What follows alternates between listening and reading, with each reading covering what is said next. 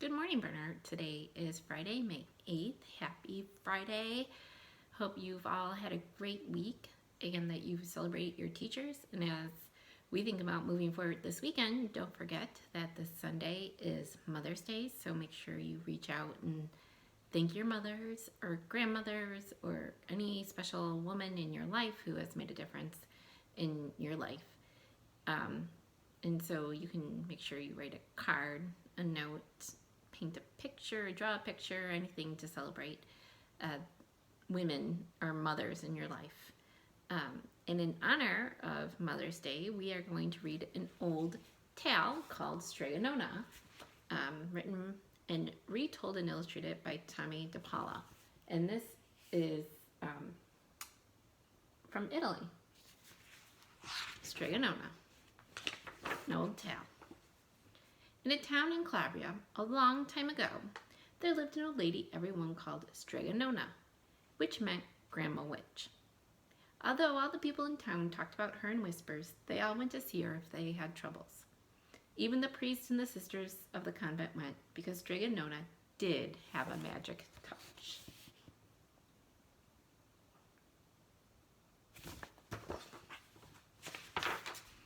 She could cure a headache with oil and water and a hairpin.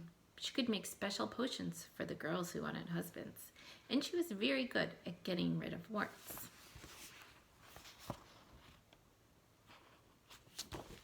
But Stregonona was getting old, and she needed someone to help her keep her little house and garden, so she put up a sign in the town square.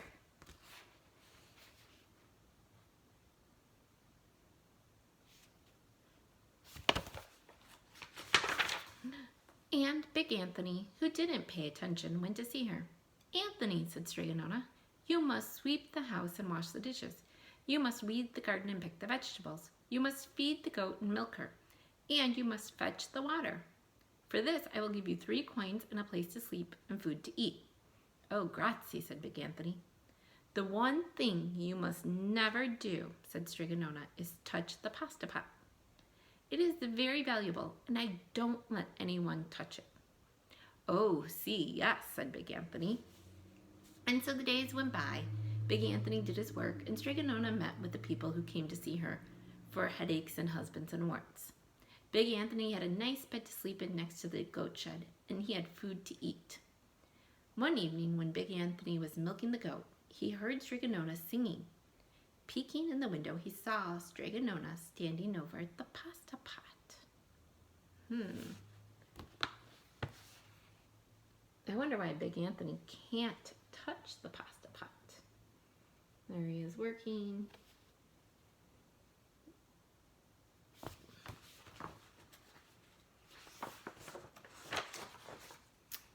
She sang as she was at the pasta pot. "Bubble, bubble, pasta pot, boil me some pasta, nice and hot. I'm hungry and it's time to sup. Boil enough pasta to fill me up." And the pasta pot bubbled and boiled and was suddenly filled with steaming hot pasta. Then Stregonona sang, "Enough, enough, pasta pot. I have my pasta nice and hot. So simmer down my pot of clay until I'm hungry another day." "How wonderful," said Big Anthony. "That's magic pot for sure." And Stregonona called Big Anthony in for supper. But too bad for Big Anthony, because he didn't see Stregonona blow 3 kisses to the magic pasta pot. So there she is singing.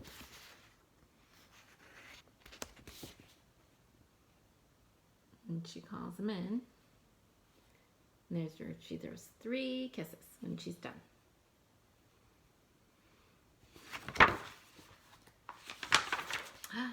And this is what happened. What do you think is going to happen? I'm a little nervous. The next day, when Big Anthony went to the town square to fetch the water, he told everyone about the pasta pot. And naturally, everyone laughed at him because it sounded so silly. A pot that cooked all by itself? "You'd better go and confess to the priest, Big Anthony," they said. "Such a lie." And Big Anthony was angry and that wasn't a very good thing to be. "I'll show them," he said to himself. "Someday I will get the pasta pot and make it cook, and then they'll be sorry." That day came sooner than even Big Anthony would have thought, because 2 days later, Stregonona said to Big Anthony, Anthony, I must go over to the mountain to the next town to see my friend, Strega Amelia. Sweep the house and weed the garden. Feed the goat and milk her. And for your lunch, there is some bread and cheese in the cupboard. And remember, don't touch the pasta pot. Oh, yes, yes, Strega Nona, said Big Anthony. But inside he was thinking, my chance has come. Oh, no. I don't like that Big Anthony isn't following Strega Nona's rules. Or he's thinking about not following the rules. I hope he makes a good decision. Oh, as soon as Strega Nona was out of sight, Big Anthony went inside, pulled the pasta pot off the shelf, and put it on the floor. Now let's see if I can remember the words, said Big Anthony. And Big Anthony sang, bubble, bubble, pasta pot, boil me some pasta. Nice and hot. I'm hungry and it's time to sup. Boil enough pasta to fill me up. Oh, and sure enough, the pot bubbled and boiled and began to fill up with pasta. Aha, said Big Anthony, and he ran to the town square, jumped on the fountain, and shouted. Everyone get forks and plates and platters and bowls. Pasta for all of Strega Nona's house. Big Anthony's made the magic pasta pot work. Of course, everyone laughed, but ran home to get forks and plates and platters and bowls. And sure enough, when they got to Strega Nona's, the pasta pot was so full, it was beginning to overflow. So there he is singing the pasta song, and then goes to town, and there's everyone lining up. Big Anthony was a hero. He scooped out pasta and filled the plates and platters and bowls. There was more than enough for all the townspeople, including the priests and the sisters from the convent. And some people came back for 2 and 3 helpings. But the pot was never empty. Would you like a pot of pasta that never stopped coming? I think my tummy would get sick after a while. When all had their fill, Big Anthony sang, enough, enough, pasta pot. I've had my pasta nice and hot. So simmer down my pot of clay until I'm hungry another day. But alas, what did he miss? That's right. He did not blow the 3 kisses. He went outside, and to the applause of the crowd, Big Anthony took a bow. He was so busy listening to compliments from everyone that he didn't notice the pasta pot was still bubbling and boiling, until a sister from the convent said, oh, Big Anthony, look. And pasta was pouring out of the pot all over the floor of Strega Nona's house and was coming out the door. There he is, singing the song, and oh no, pasta coming everywhere.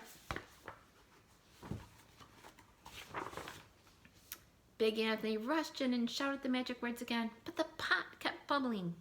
He took the pot off the floor, but pasta kept on pouring from it. Big Anthony grabbed a cover and put it on the pot and sat on it, but the pasta raised over the cover, and Big Anthony as well, and spilled on the floor of Strega Nona's house.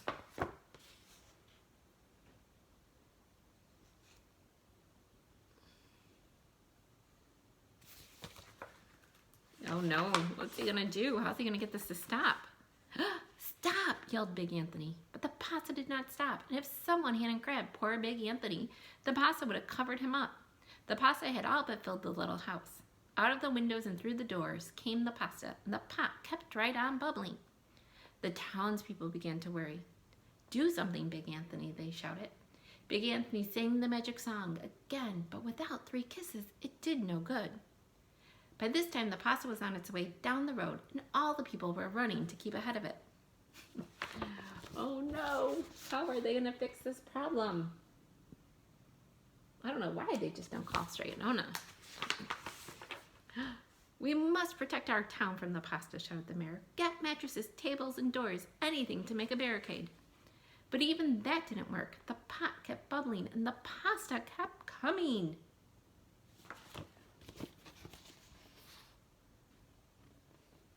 Oh no, their whole town is going to be run over by pasta. We are lost, said the people, and the priests and the sisters of the convent began praying. The pasta will cover our town, they cried. And it certainly would have, had Strega Nona not come down the road home for her visit. She didn't have to look twice to know what had happened.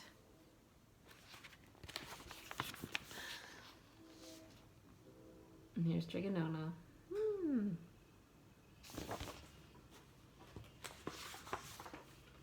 She sang this magic song and blew 3 kisses, and with a sputter the pot stopped boiling and the pasta came to a halt.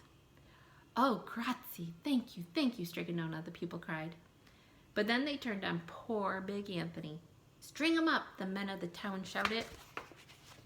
Ooh, now everyone who was just saying all these nice things about Big Anthony are now mad at him. String him up means let's arrest him. That doesn't seem fair, because they were all eating his pasta, and now they want to arrest him. Now wait, said Strigonona. The punishment must fit the crime. And she took a fork from the lady standing nearby and held it out to Big Anthony. All right, Anthony, you wanted pasta for my magic pasta pot, Strigonona said. And I want to sleep in my little bed tonight. So start eating.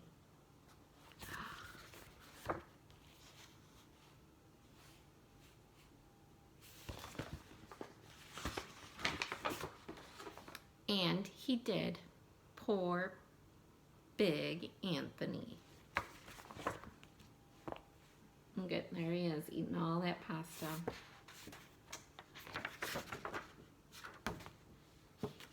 In the end, look at Strigonona's in her bed, and look at Big Anthony.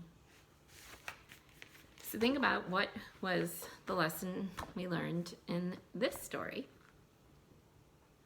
For me, it's to make sure you follow the rules, and if you don't, your punishment should fit the crime. So Big Anthony didn't follow the rules. He made the pasta come out of the pot, and his punishment was to eat all the pasta.